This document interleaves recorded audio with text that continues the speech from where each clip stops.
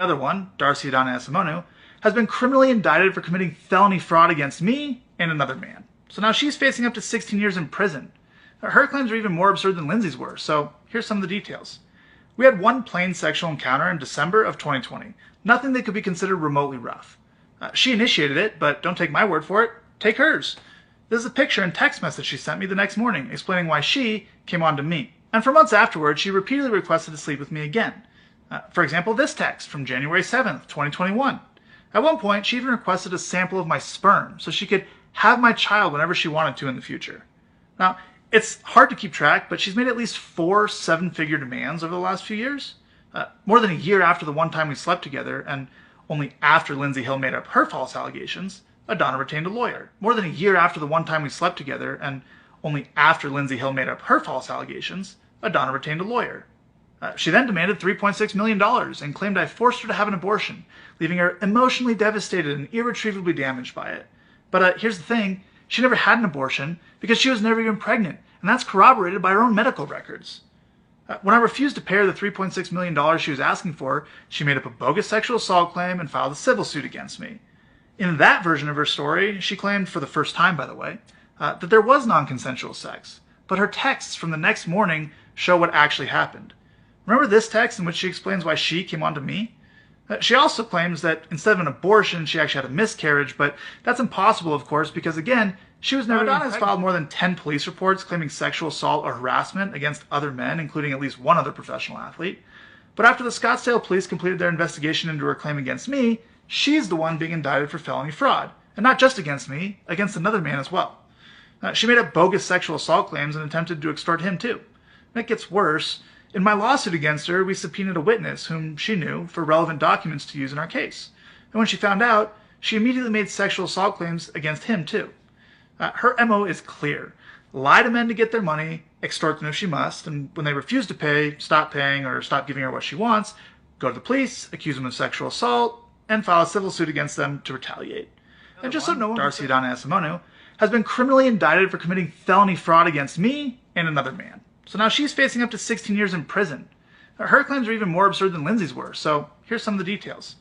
We had one plain sexual encounter in December of 2020, nothing that could be considered remotely rough. She initiated it, but don't take my word for it, take hers. This is a picture and text message she sent me the next morning explaining why she came on to me. And for months afterwards, she repeatedly requested to sleep with me again.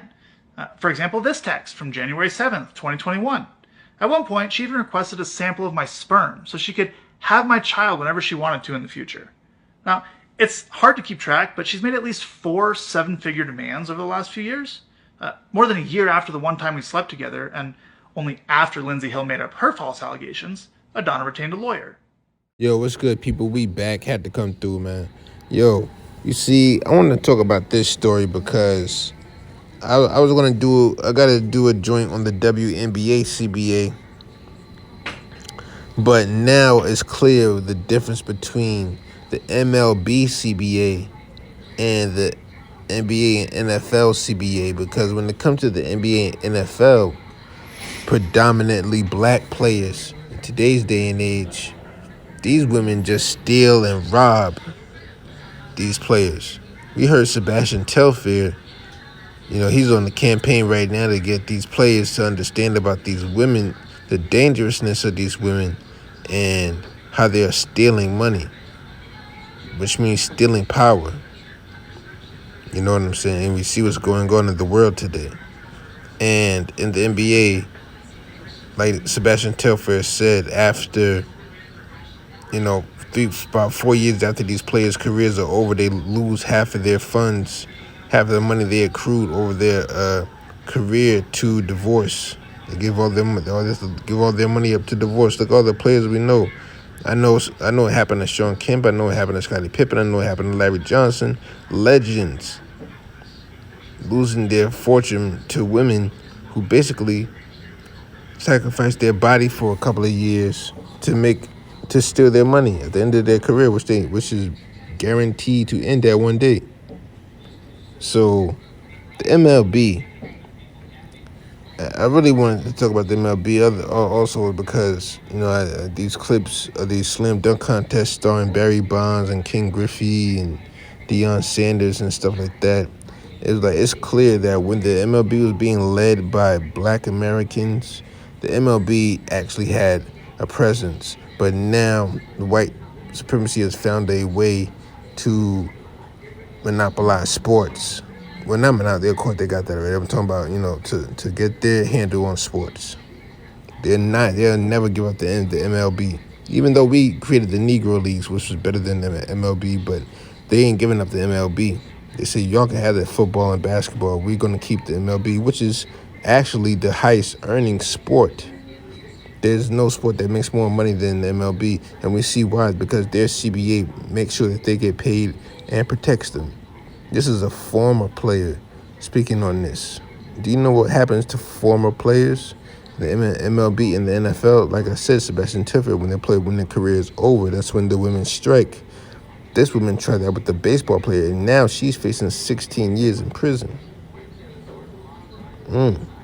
That's what we need to happen to any woman that with false rape allegations. They need to be the same prison that time they're trying to put on the man. They need to do that prison time for false rape allegations, because it's not a game, it's not a joke, right?